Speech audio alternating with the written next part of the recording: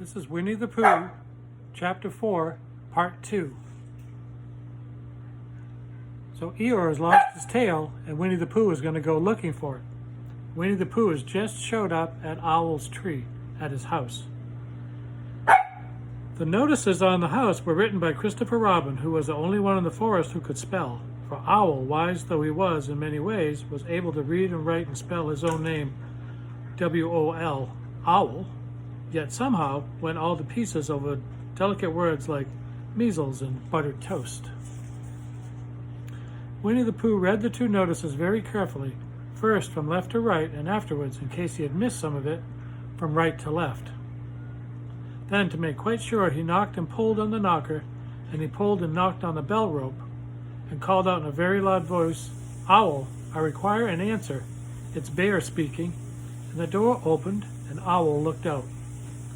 "Hello, Pooh," he said. "How's things?" "Terrible and sad," said Pooh.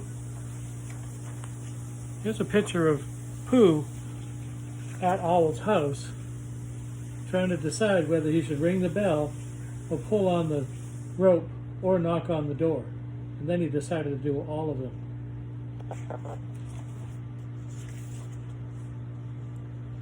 "Terrible and sad," said Pooh, "because Eeyore, who is a friend of mine, has lost his tail and he's moping about it. So could you very kindly tell me how to find it for him?" "Well," said Owl, "the customary procedure in such cases is as follows." "What does customary proceed cake mean?" said Pooh, "for I am a bear of very little brain and long words. Bother me." "It means the thing to do. As long as it means that I don't mind," said Pooh humbly. "The thing to do is as follows. First, issue a reward. Then—" "Just a moment," said Pooh, holding up his paw. "What do we do with this? What were you saying? You sneezed just as you were going to tell me." "I didn't sneeze." "Yes, you did, Owl." "Excuse me, Pooh, I didn't. You can't sneeze without knowing it." "Well, you can't know it without something having been sneezed. What I said was, first, issue a reward." "There, you're doing it again," said Pooh sadly. "A reward," said Owl very loudly. "We write a notice to say that we will give a large something to somebody who finds Eeyore's tail." I see, said Pooh, nodding his head, talking about large somethings, and went on dreamily. "I generally have a small something about now. About this time in the morning," and he looked wistfully at the cupboard in the corner of Owl's parlor.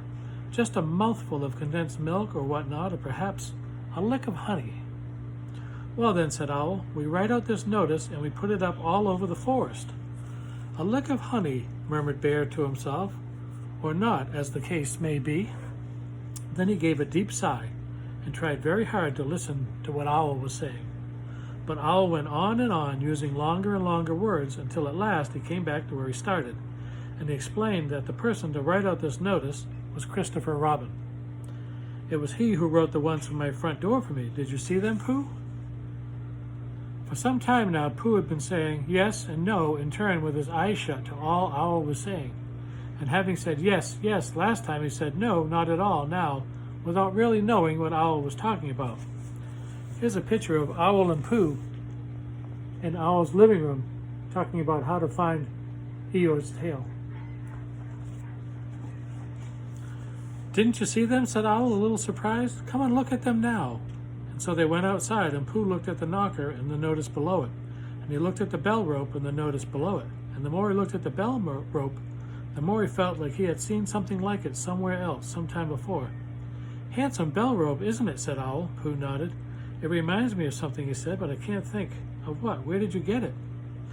"I just came across it in the forest. It was hanging over a bush, and at first I thought somebody lived there, so I rang it, and nothing happened.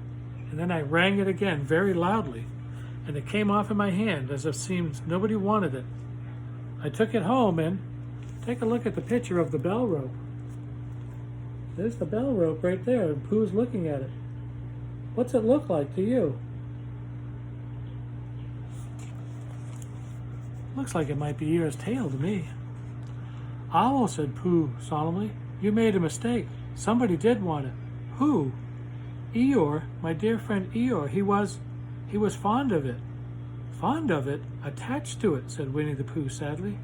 So with those words he unhooked it and carried it back to Eeyore, and when Christopher Robin had nailed it on in its right place again, well, There's Christopher Robin nailing Eeyore's tail back in place, and Pooh's watching very closely. Eeyore frisked about the forest, waving his tail so happily that Winnie the Pooh came over all funny. He had to hurry home for a little snack of something to sustain him, and wiping his mouth a half hour afterwards, he sang to himself proudly. "Who found the tail? I," said Pooh, "at 1:45, only it was 11:15, really. I found the tail." And there's Eeyore doing a bunch of dancing and happy rolling and flopping his tail all around.